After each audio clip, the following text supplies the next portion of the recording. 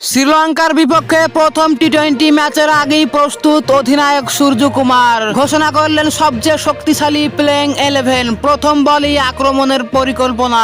যশস্বী জয়সওয়ালের সঙ্গে কে ওপেনার করবেন কোহলির জায়গায় দলে ফিরলেন এই ভয়ঙ্কর ব্যাটসম্যান।